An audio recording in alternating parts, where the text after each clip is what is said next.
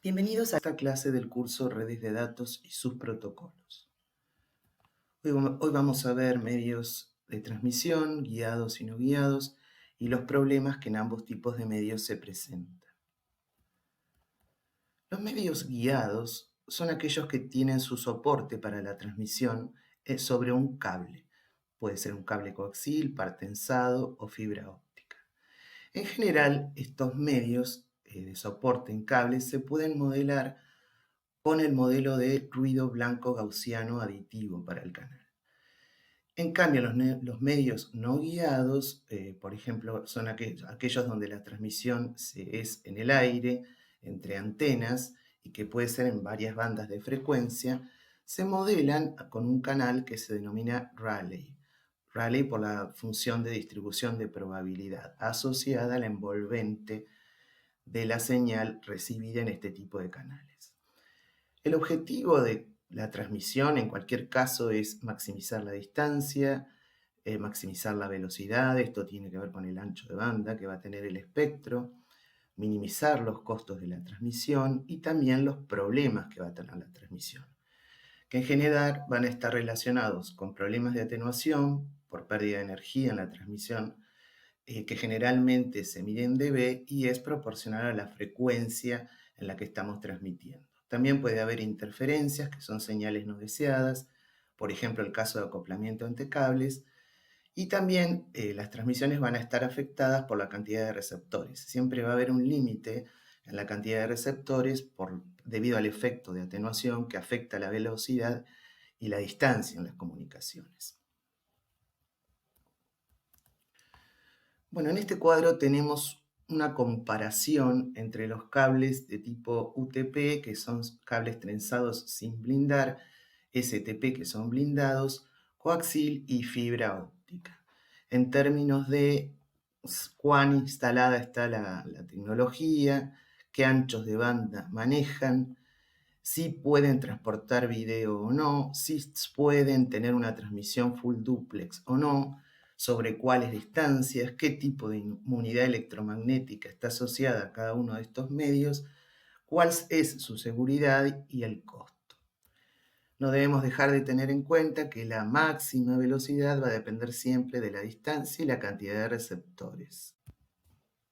En el caso de par trenzado, podemos ver en las fotos que se trata de una vaina plástica dentro de la cual van 4 pares de cables que están trenzados, se dice este hecho de que estén como enroscados entre sí, los por par, digamos, o puede ser también entre pares, y esto se hace para evitar interferencias externas, ahora vamos a ver, y para anular efectos de acoplamiento entre los pares. También en estos pares la transmisión es diferencial para los mismos, con el mismo propósito, para anular efectos de ruido y contrarrestar efectos de campos magnéticos que genera el paso de la corriente por el cable. Tenemos 3 variantes básicamente: UTP, que sería la primera fotografía, que es no blindado; FTP, donde la F significa folded, quiere decir que hay un blindaje sobre los 4 pares, y STP, donde además del blindaje sobre los 4 pares hay un blindaje individual por par. Son cables de diferente impedancia característica, por ejemplo UTP es clásico 100 ohms, pero FTP son 120 y STP, que además es más caro el cable, tiene una impedancia característica de 150 ohms.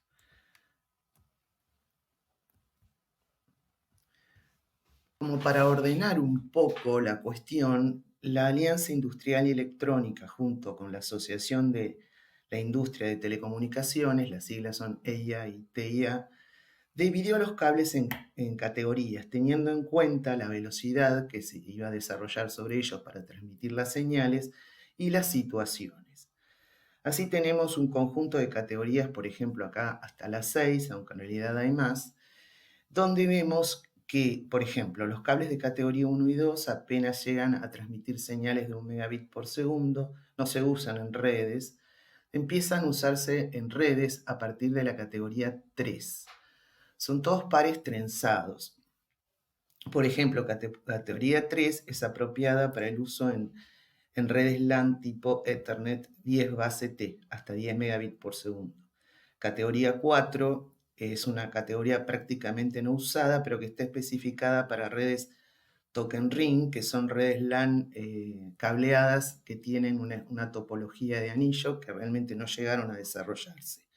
Pero se pensaba con esas redes alcanzar hasta los 16 megabits por segundo. Categoría 5 hoy día está ampliamente instalada para redes 100 base T de LAN para arriba, ¿no es cierto? Esto quiere decir que pueden soportar comunicaciones de 100 megabits por segundo. La categoría 5 es una categoría 5 enriquecida, un cable más probado en cuanto a un montón de cuestiones que tienen que ver con mejorar la transmisión, y estos cables son para redes de alta velocidad de gigabit por segundo. Y de la categoría 6 para arriba también son para alta velocidad por encima de los gigabit. Acá tenemos el ejemplo de un conector para uno de estos cables UTP, que en general se usan conectores que se llaman RJ45. Ahí vemos cómo se conectan los conectores a las partes traseras de los equipos. En cuanto al cable coaxil, es un cable muy distinto constructivamente. Tiene un conductor interno y una malla externa con un aislamiento dieléctrico en el medio. La disposición se llama de apantallamiento por la malla externa y sirve para reducir vulnerabilidad ante interferencias.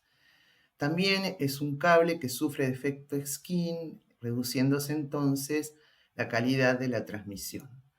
Pero es un cable que llega a bandas más altas que el cable UTP, por eso se usa en televisión por cable, pero también se usó en un principio en la red de telefonía, pero paulatinamente fue reemplazado por fibra óptica. También es un cable que se usó en las primeras redes LAN, pero dejó de usarse por su rigidez. La fibra óptica significa que salimos del mundo eléctrico. Se empieza a transmitir señales de luz sobre una fibra de vidrio o núcleo, y esto significa que vamos a obtener anchos de banda muchos mayores e inmunidad a problemas que tienen las redes eléctricas, como son la interferencia y el crosstalk. La fibra, el núcleo central de vidrio, está rodeado por un revestimiento de material también de vidrio, pero con distintas propiedades ópticas. Quiere decir que hay una cuestión de reflexión adentro, digamos. Y así se diferencian las fibras monomodo, por ejemplo, de multimodo. Lo que hace el revestimiento es tratar de confinar la luz dentro de la fibra. Y también llevan una cubierta de plástico, el total de este empaquetado, para protección. Para poder transmitir en fibra se necesitan diodos emisores de luz o fotodiodos, con lo cual la tecnología es un poco más cara que las anteriores. Pero se logran mayores velocidades, distancias, y tiene la cuestión de que pesa muy poco y el tamaño es muy pequeño. Sí, uno de los problemas es el empalme entre fibras, que tiene que hacerse con un aparato especial. Entonces, si la fibra se rompe, eso también significa un problema. Pero cada vez la fibra óptica se usa muchísimo más en entornos de redes WAN, en los backbone y ya en las redes, en el acceso a las redes, y bueno, y también podría ser usada para redes LAN. En cuanto a los medios no guiados, tenemos la cuestión de que va a ser la transmisión por antenas. Asociada a cada antena hay un diagrama de radiación, y las antenas pueden transmitir de manera omnidireccional, es decir, en todo el espacio que la rodea, o direccional, según que tengan, como sea su diagrama de radiación. Cuando es direccional, significa que a las antenas hay que alinearlas. A mayor frecuencia, mayor es posible la transmisión direccional. Por eso el espectro se divide en bandas, donde tenemos el LF, significa low frequency o baja frecuencia, es la banda de 30 a 300 kHz. En esta banda, por ejemplo, se podría armar una antena en tierra. Las dimensiones tienen que ver con la longitud de onda, así que son antenas inmensas. En general lo que se hace es poner dos dipolos separados, bastante separados en el orden de los kilómetros, utilizar la tierra como plano reflector, digamos, y con eso se genera una antena unidireccional y estas ondas pueden llegar a servir hasta para comunicarse con un submarino en inmersión a 20 metros porque son capaces de atravesar la barrera del agua. En la banda de frecuencia media, que va de los 300 kHz a los 3 MHz, por ejemplo, allí se hacen las transmisiones de AM comercial.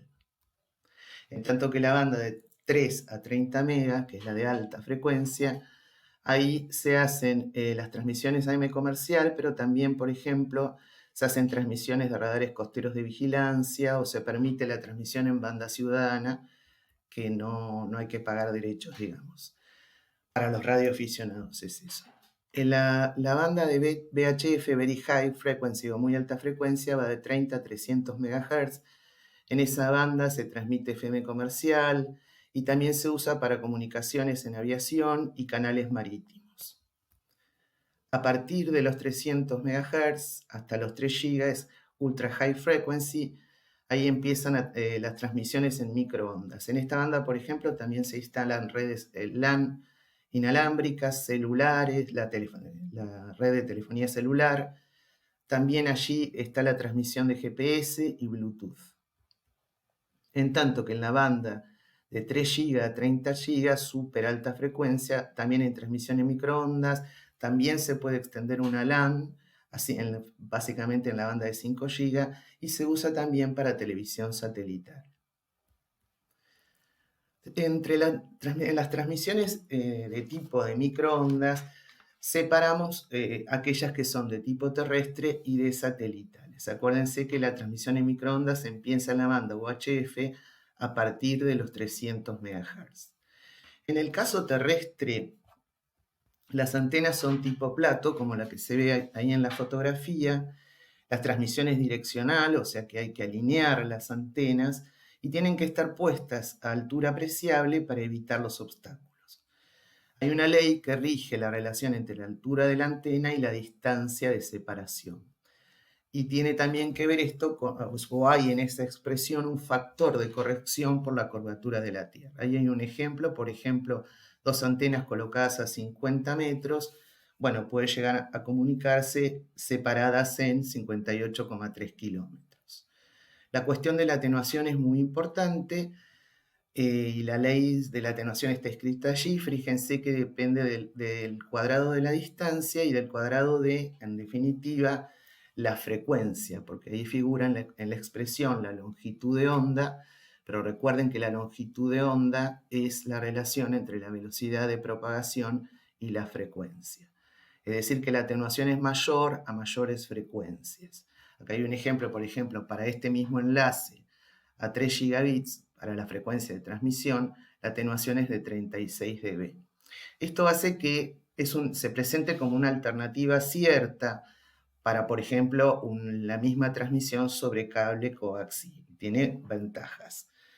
Algunos problemas que tienen es que la comunicación se ve atenuada por efectos climáticos, por ejemplo, la lluvia, y hay peligro de que interfieran las comunicaciones entre sí cuando se producen lo que se llaman solapamientos espaciales entre diferentes enlaces. Por todos estos motivos también es que hay una regulación de este espectro por asignación de comunicaciones en el espectro. Por su parte, la transmisión satelital se piensa utilizar el satélite como repetidor entre estaciones que están con base en tierra. Para eso la comunicación es de tipo hacia arriba, que se llama uplink, el uplink o el enlace hacia arriba, que es de mayor frecuencia.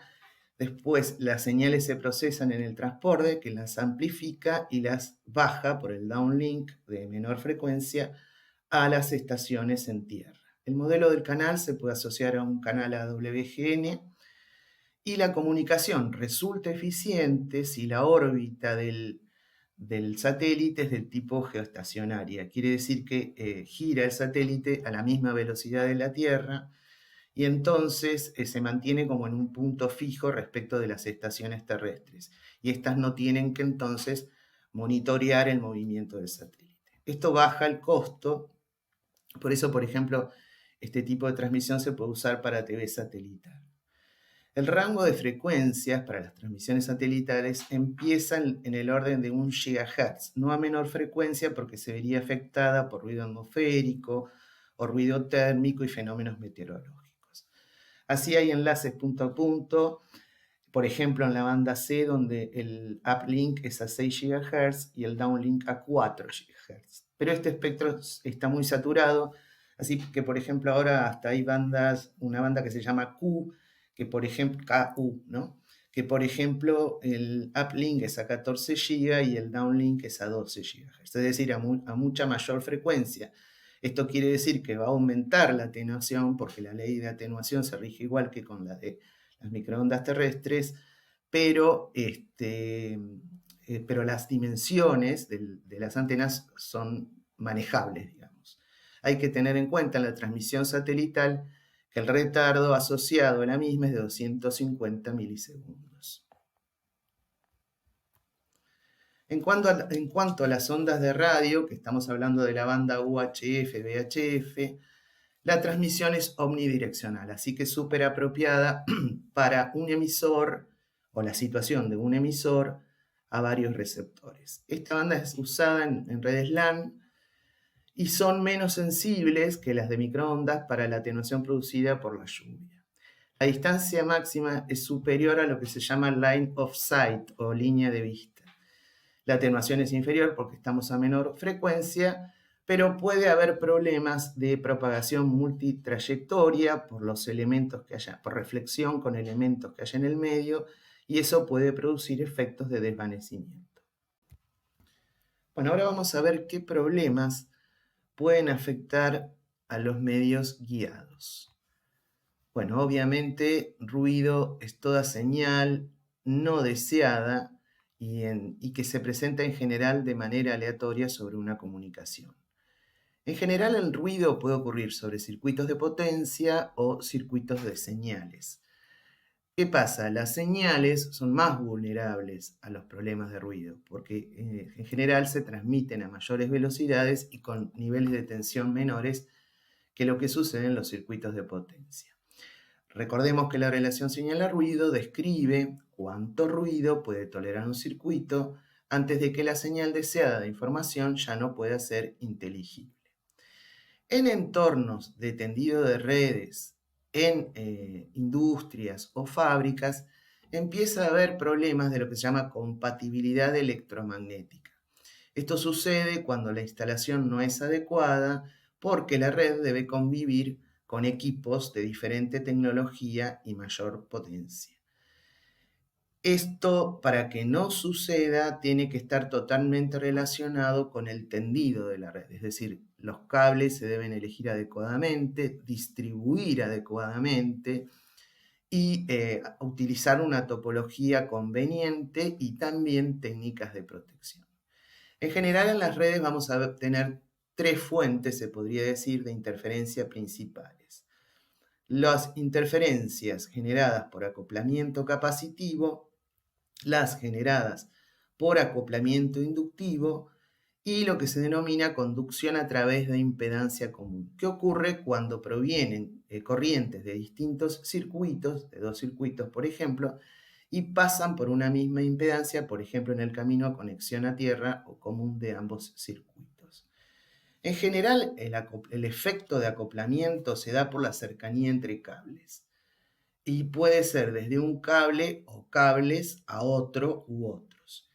Y es especialmente inaceptable cuando se ocurre entre cables de potencia de alterna, por ejemplo, y cables de redes con señales de bajo nivel.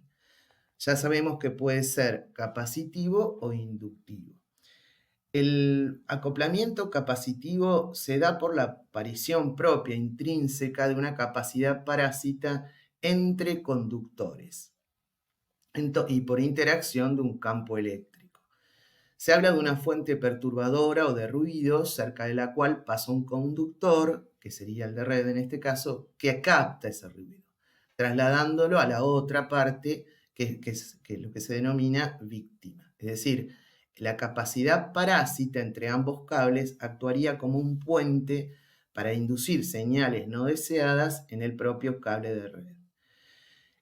La fortaleza de este puente depende de lo que se llama reactancia capacitiva, que tiene que ver con la frecuencia de la señal y con el valor de la capacidad parásita. Esto sucede porque la diferencia de potencial en un conductor genera un campo eléctrico que se puede acoplar con otro conductor o inducir tensión. Y esto sucede en forma proporcional a la diferencia de tensión y a la capacidad parásita. Si logramos de alguna manera, si se reduce de alguna manera la reactancia capacitiva, esto empeora el efecto.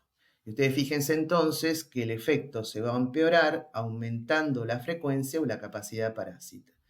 Y la capacidad parásita depende de la geometría del circuito, del área y de la distancia entre conductores.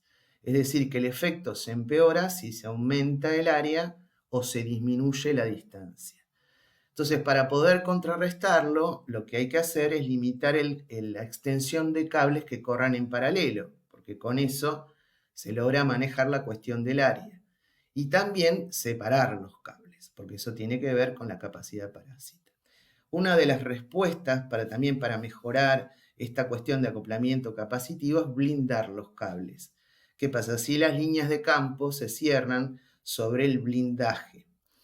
Pero hay que tener en cuenta acá que, bueno, está el blindaje por encima o rodeando, digamos, a la señal, pero ambas, señal y blindaje, deben conectarse en algún extremo a un punto común o tierra, por ejemplo, y esto se hace solo en un extremo porque si se hace en ambos extremos puede generar diferencias de potencial entre masas y lazos que pueden entonces inducir ruido o aún sobrecalentar el cable.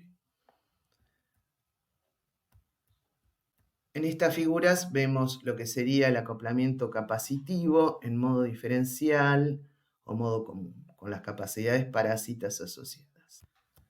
Bien, ahora vamos a hablar del acoplamiento inductivo, que es un efecto que está basado en la circulación de corriente por un cable que genera un campo magnético afectando así a cables cercanos.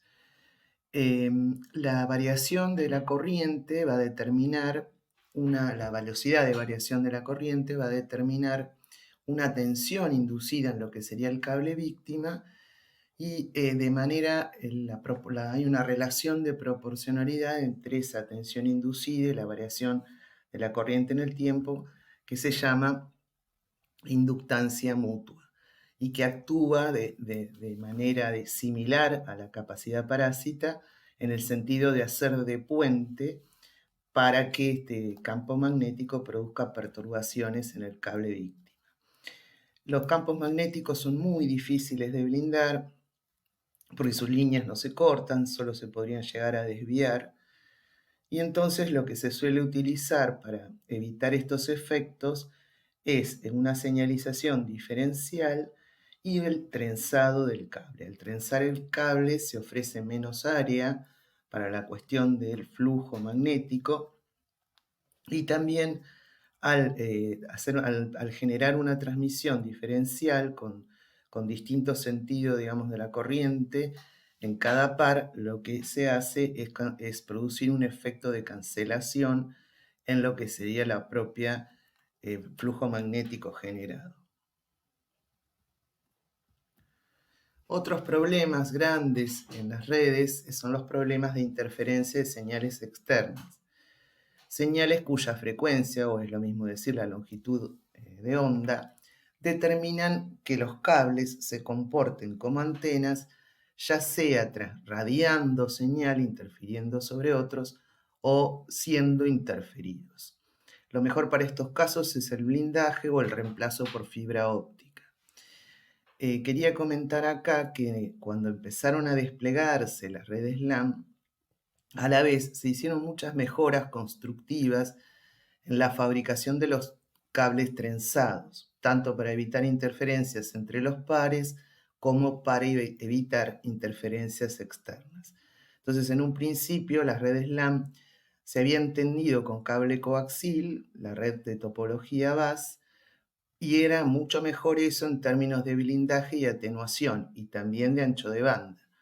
Pero se termina eligiendo el par trenzado por la facilidad que tiene de tendido y la posibilidad de tener una configuración o una topología en estrella con barret repetidor. Este cable lo que tiene es que es muy vulnerable en entornos industriales, sobre todo si la velocidad es alta, ahí entonces conviene usar cables blindados. Y el otro problema que tiene es que puede generar interferencia entre los propios pares, ¿no?, dentro de la vaina de plástico. Bien, la transmisión con líneas balanceadas es una transmisión muy usada para evitar interferencias, por ejemplo. Se dice balanceada en contraposición con la línea no balanceada que se define para un circuito de audio y se define básicamente sobre un cable coaxil. En el caso de una línea balanceada hay dos conductores. En uno la señal va en fase, digamos, y en el otro en contrafase. A su vez puede ser que esté blindado con una malla que lo cubre y se conecte a masa. ¿Y qué sucede? Como se transmite de esta manera, en el receptor lo que se hace es sumar las dos señales. Y al sumar las dos señales, como están en contrafase, se logra un efecto de cancelación respecto de interferencias externas. También, como habíamos dicho, los campos generados por cada conductor se anulan, evitando que el propio conductor tenga algún tipo de radiación hacia otros pares. Vamos a hablar un poco de las especificaciones de los cables, empezando por el tema de la atenuación. El tema de la atenuación se da fundamentalmente por la longitud de los enlaces y el diámetro del conductor. Nosotros sabemos que aumenta en función de la frecuencia, igual que pasaba con el caso de microondas, pero en este caso es debido al efecto Skin, que cuando la frecuencia aumenta, la corriente tiende a concentrarse o a circular por los bordes del conductor, y esto lo que hace es disminuir el área efectiva de conducción, y entonces aumenta la resistencia y las posibilidades de pérdida de la señal. También la atenuación depende del diámetro del conductor y a veces es mejor, en el caso sobre todo del cable coaxil, un conductor sólido interno que un multihilo. También la atenuación suele especificarse a una temperatura determinada porque los materiales dieléctricos utilizados para forrar los conductores, por ejemplo en el caso coaxil, varían su comportamiento con el aumento de la temperatura, aumentando las pérdidas y la atenuación. En los cables UTP, la atenuación se mide sobre extremos en el mismo par y también en un rango de frecuencia. Hay una respuesta en frecuencia del cable en este sentido.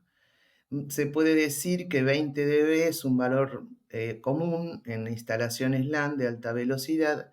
Este valor incluye no solo la atenuación de la señal, sino la presencia de los paneles de cruce y los conectores, que lo que hacen es generar desadaptaciones, produciendo reflexiones no deseadas. Ahí aparece el tema de las pérdidas de retorno. Las pérdidas de retorno, como decíamos antes, tienen que ver con la desadaptación del cable, con los puntos de cruce, con los conectores. Eso genera pérdidas de potencia que se pueden medir como pérdidas de retorno en dB, como la relación de la potencia incidente a la potencia reflejada. Vemos que es mejor que este valor sea superior a los 15 dB.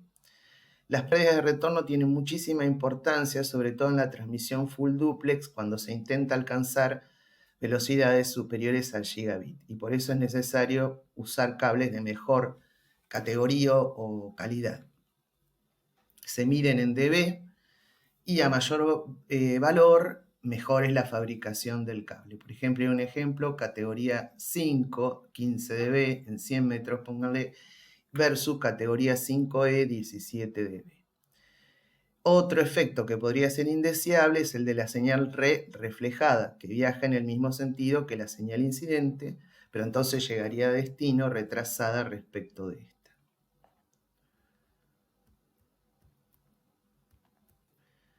Bueno, vamos a ver algunas mediciones que se hacen sobre los cables para medir lo que se llama crosstalk o diafonía, que es el problema que hay entre pares por inducción de señales de un par al otro. En la figura vemos dos pares, uno, por ejemplo, transmisor en este sentido y el otro receptor en este otro. Este problema de NEX, que se llama Near End Crosstalk Loss o pérdida de extremos cercanos, se mide como la relación entre la tensión que se está enviando sobre un cable y la tensión inducida desde el mismo extremo, del mismo lado, sobre el otro. Este valor es muy importante en términos de transmisiones de half duplex, donde tenemos un cable que transmite y otro que recibe, como decíamos recién, es decir, que el valor de tensión inducida estaría afectando directamente al receptor. Por eso la medición de Next es importante en redes half duplex. Lo que genera esta tensión inducida es, por supuesto, una degradación de la relación señal-ruido y, por lo tanto, errores. Algunas de las técnicas para disminuir el Next son la configuración balanceada en los pares, como vimos antes. Entonces, utilizando eso, lo que se impide es la emisión del cable y también se ayuda en la cuestión de la interferencia externa. Y también la relación de trenzado es importante. A mayor relación de trenzado, mejor es la cancelación y se permiten velocidades mayores. También se pueden evitar desbalances entre los pares, a su vez trenzándolos entre sí, por las mismas razones que antes. FEXT es la medición de crosstalk de extremo lejano, se llama. Este ya empieza a cobrar muchísima importancia en redes para transmisión full duplex, porque en cada par, en cada extremo del par, va a haber un circuito que va a ser a la vez transmisor y receptor. Entonces el FEXT o Far End Crosstalk se mide transmitiendo desde un cable, en este caso tendríamos una tensión de entrada acá, y midiendo la tensión inducida en el extremo opuesto de otro par. Esa relación es lo que se llama FEXT. Y el FEXT es transmitiendo desde un par y midiendo la relación entre la tensión inducida en el otro extremo del otro par sobre la tensión de salida del propio par que está transmitiendo, que esto estaría afectado por la atenuación. Por lo tanto, si expresamos en dB estos valores y los restamos, lo que se va a conseguir es el valor de atenuación del canal. SNEX también tiene muchísima importancia en redes más modernas de alta velocidad porque considera el NEX producido sobre un par y debido a los otros tres pares. Es un valor que varía con la frecuencia, entonces es importante para redes de alta velocidad. Y un valor de Power Zoom Next alto quiere decir que hay menos crosstalk de los demás cables, es más deseable que un número más pequeño. Otras características asociadas a los cables son, por ejemplo, la resistencia en continua, que lo que mide es la pérdida lineal en continua de un conductor. Entonces se mide en ohms por metro, o por ejemplo cada 100 metros en los cables de redes LAN. Este valor aumenta cuando el cable es más largo y usualmente tiene menos efecto que la pérdida de inserción. Después, asociado a cualquier cable o visto como canal, hay un retardo de propagación y en el caso multipar, por ejemplo, importa lo que se llama el delay skew, que sería la diferencia de llegada de las señales en el tiempo o el retardo relativo que hay entre pares de un mismo sistema. Por ejemplo, en categoría 5, un valor típico es 5,7 nanosegundos por metro. También importa el desbalance de capacidad. Por eso, la EIA-TIA, la norma 568A, impuso un límite superior de capacidad de conductores del mismo par, que es de alrededor de 5,6 nanofaradios cada 100 metros para un cable de categoría 5. Y también está la impedancia característica. Nominalmente los cables de categoría 5 tienen una impedancia característica de 100 ohms. Y la especificación requiere que no haya una variación muy grande alrededor de ese valor sobre el cable constructivamente, porque si hay variaciones grandes, se producen desadaptaciones en el propio cable y eso genera pérdidas de retorno. Ahora vamos a hablar un poquito de los problemas que hay en los medios no guiados. Recién vimos los medios guiados cuyo modelo lo podemos asimilar a un modelo de canal AWGN.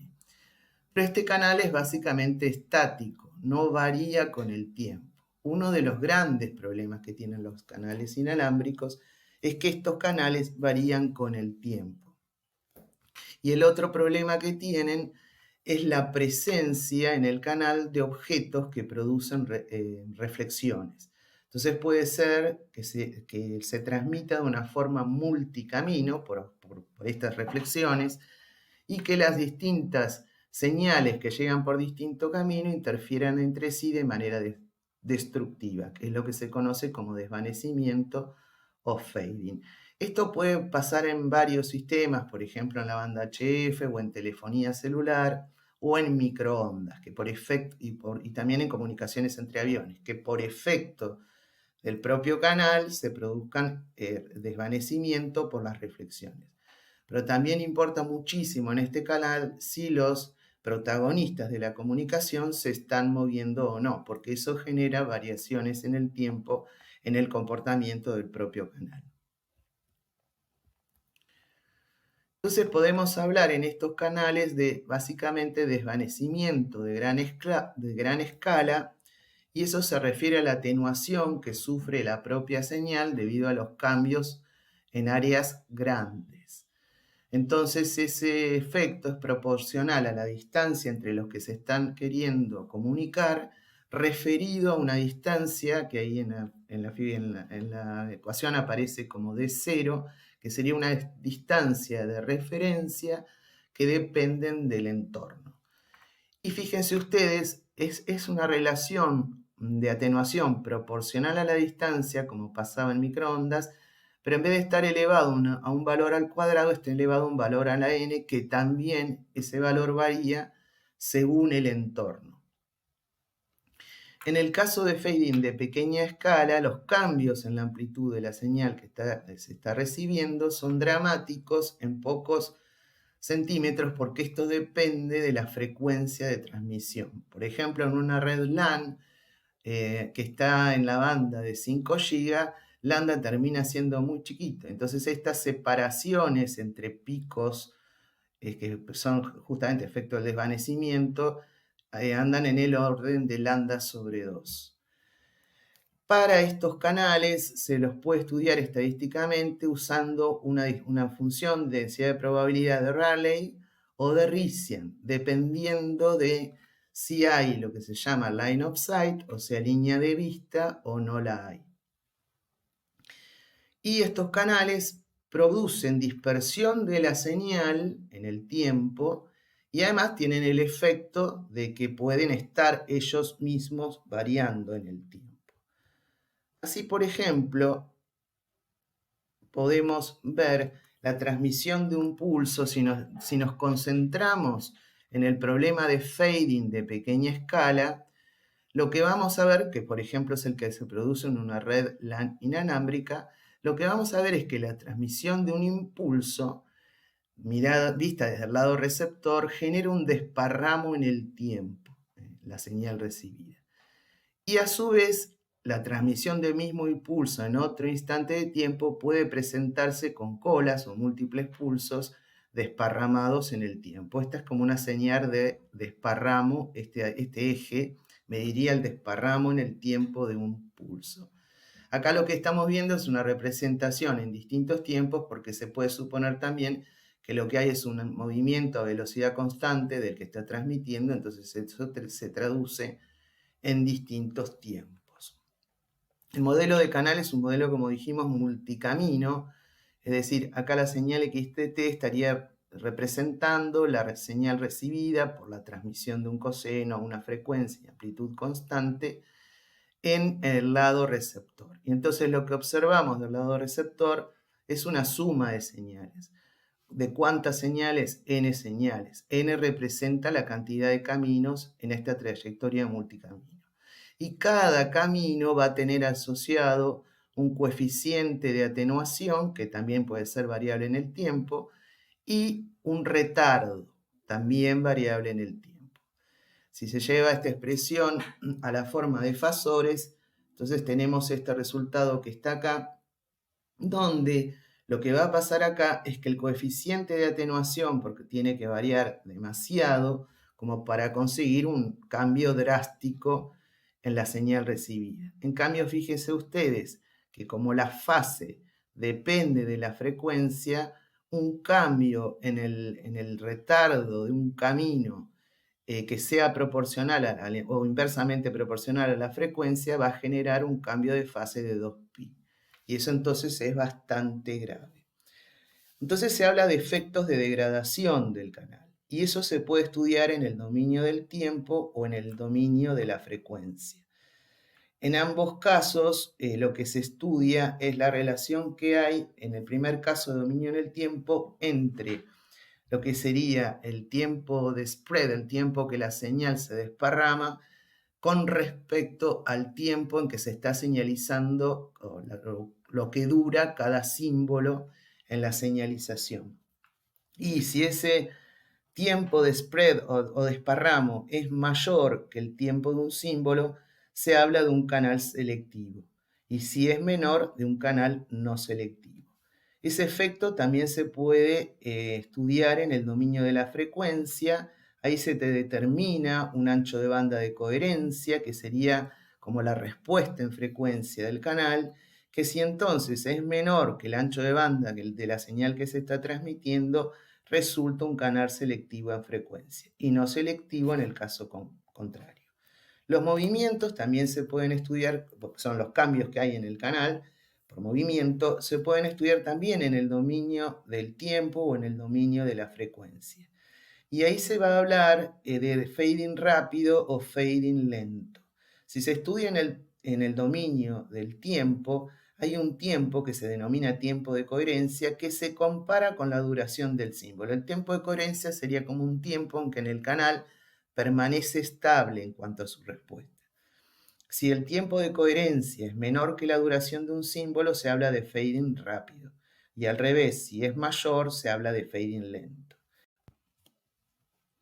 Además del problema de fading, en las redes WLAN, la W significa inalámbricas, wireless, ahí están los problemas de la presencia, según la banda donde se instale la red, de equipos que pueden generar interferencias. Por ejemplo, en la banda de 2,4 GB, los hornos microondas también funcionan en esa banda. Y después hay un problema que es propio de las redes WLAN, que es el problema de nodo oculto. Acá en este caso, por ejemplo, observamos 3 dispositivos, cada uno con su rango de alcance. Por ejemplo, el dispositivo A y C no están en el mismo alcance, pero B está en el alcance de ambos.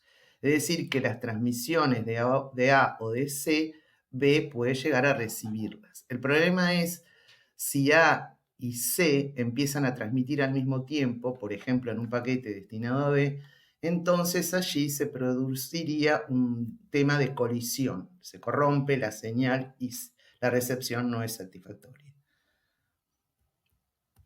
Bien, en la siguiente clase vamos a ver métodos de acceso al medio. Primero vamos a ver los métodos aloja y por último vamos a ver los métodos de acceso al medio por sensado de portadora.